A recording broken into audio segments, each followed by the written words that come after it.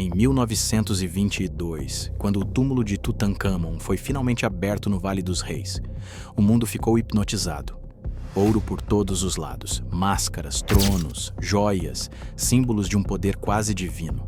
Mas entre tantos tesouros óbvios, havia um objeto pequeno, silencioso e infinitamente mais perturbador. Uma adaga. Ela estava colocada com cuidado, bem próxima ao corpo do faraó menino, como se tivesse um significado especial. A lâmina era fina, perfeitamente trabalhada, com um brilho metálico incomum para a época. À primeira vista, parecia apenas mais um artefato de prestígio real. Mas havia um problema. Quando Tutancâmon viveu por volta de 1300 a.C., o ferro simplesmente não fazia parte da tecnologia egípcia comum. O mundo daquela época era dominado pelo bronze. O ferro era raro, difícil de obter, ainda mais difícil de trabalhar. Para a maioria das civilizações, era quase inexistente. Ferro era coisa de outro mundo. Durante décadas, a adaga permaneceu como uma curiosidade incômoda. Até que análises científicas modernas finalmente revelaram algo extraordinário. A composição da lâmina não correspondia a nenhum ferro terrestre comum. Ela continha altíssimas concentrações de níquel e cobalto, exatamente a proporção encontrada em meteoritos de ferro que caem do espaço. Não era apenas ferro antigo, era ferro cósmico. Isso significa que a adaga de Tutancâmon foi literalmente forjada a partir de um fragmento do céu. Um pedaço de estrela morta, moldado pela mão humana milhares de anos antes da Revolução Industrial. E o mais intrigante: os egípcios sabiam exatamente o que estavam fazendo. Textos antigos chamavam esse material de ferro do céu. Ele não era tratado como um metal comum, mas como algo sagrado, reservado aos deuses, aos rituais e à realeza. Não era usado em ferramentas agrícolas, nem em armas de soldados comuns.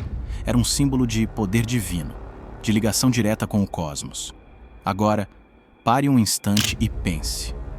Como uma civilização da Idade do Bronze não apenas reconheceu a origem extraterrestre desse metal, mas também aprendeu a trabalhá-lo com precisão, sem quebrá-lo, sem destruí-lo, criando uma lâmina funcional e elegante? Como um faraó adolescente já tinha em suas mãos uma arma feita com uma tecnologia extremamente rara, baseada em um material que quase ninguém no mundo sabia sequer identificar, muito menos moldar. E se o uso do ferro, segundo a história oficial, ainda estava engatinhando, quem ensinou esse conhecimento?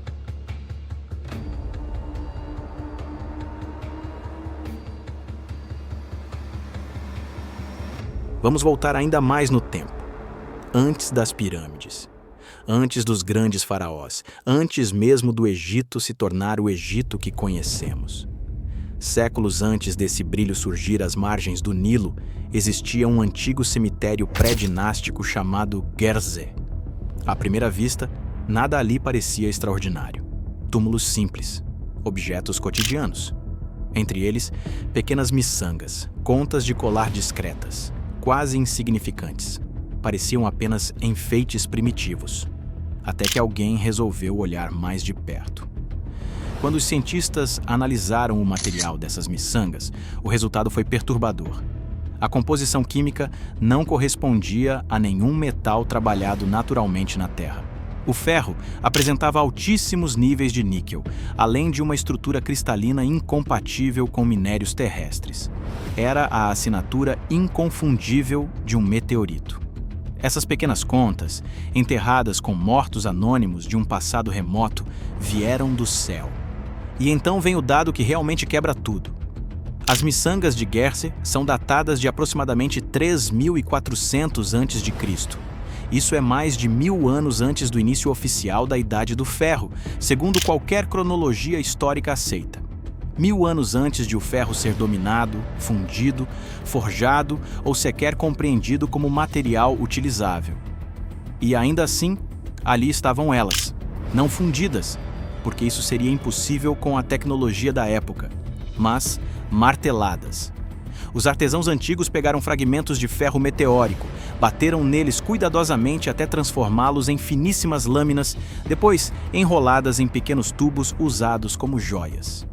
Isso exige algo muito específico: controle, intenção e conhecimento do material. Alguém precisou reconhecer que aquela pedra caída do céu não era comum. Precisou entender que, diferente do ferro terrestre, ela podia ser trabalhada a frio. Precisou decidir que aquele metal não serviria para ferramentas banais, mas para ornamentos sagrados, associados ao status, ao ritual, talvez ao divino. Isso não é acaso. Isso é tradição. Agora, a pergunta inevitável emerge das areias do tempo: se a tecnologia necessária para trabalhar o ferro não deveria existir ainda. Se a humanidade ainda estava, teoricamente, dando seus primeiros passos metalúrgicos. De onde veio esse conhecimento? Quem ensinou que o metal do céu era diferente? Quem transmitiu a técnica para moldá-lo sem destruí-lo? E por que esse saber aparece tão cedo e depois parece desaparecer para só retornar milênios mais tarde? Talvez a Idade do Ferro não tenha começado quando pensamos. Talvez ela tenha começado com algo caindo do céu.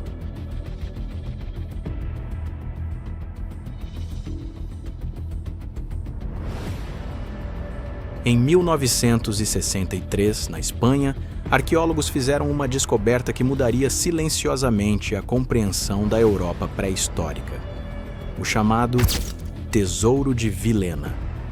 O que emergiu do solo parecia coisa de lenda: taças de ouro maciço, pulseiras ricamente trabalhadas, recipientes cerimoniais. Um conjunto tão sofisticado que muitos o descreveram como digno de um rei. Mas entre todo aquele ouro reluzente, havia um objeto que destoava, não pelo luxo, mas pela estranheza. Um bracelete de ferro.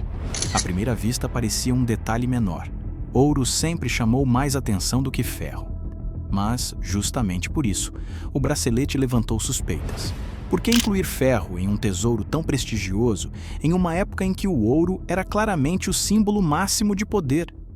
A resposta veio com a análise científica. Esse bracelete não era feito de ferro comum. Sua composição apresentava níveis elevados de níquel e outros elementos raros. A mesma assinatura química encontrada em meteoritos metálicos. Mais uma vez, o padrão se repetia. Era ferro vindo do céu. E o contexto torna isso ainda mais perturbador. Na época em que o tesouro de Vilhena foi enterrado, o ferro ainda era pouco usado na Península Ibérica. A metalurgia dominante continuava sendo o bronze. O ferro terrestre, quando aparecia, era rudimentar, experimental, nada digno de joias cerimoniais. Mas esse ferro era diferente, assim como no Egito, assim como no Levante. Ele não aparece em ferramentas agrícolas, nem em armas comuns. Ele surge associado à elite, ao ritual, ao poder simbólico. Um objeto que não servia apenas para adornar, mas para significar algo. E então o padrão global se revela. Egito, Levante, Europa Ocidental, culturas separadas por milhares de quilômetros, sem contato direto comprovado entre si naquele período, tratam o metal do céu da mesma forma. Sempre raro, sempre especial, sempre reservado aos que estavam no topo da hierarquia social, reis, sacerdotes, líderes. Como explicar essa convergência? Como povos tão distantes chegaram à mesma conclusão: que aquele metal caído das estrelas não era apenas matéria, mas mensagem. Que não era apenas recurso, mas símbolo de poder, origem divina, ligação com algo maior. Talvez o valor do ferro meteórico nunca tenha sido apenas técnico. Talvez ele carregasse uma narrativa comum, muito mais antiga que qualquer império. Uma memória coletiva de que o céu já havia tocado a terra antes. E de que aqueles que portavam esse metal não eram apenas ricos, eram intermediários entre o humano e o cosmos.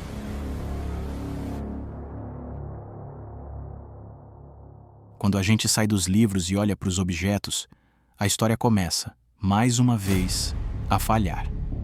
Civilizações chamadas de primitivas já selecionavam meteoritos, já distinguiam o ferro do céu do ferro comum e guardavam esse material para reis, deuses e rituais.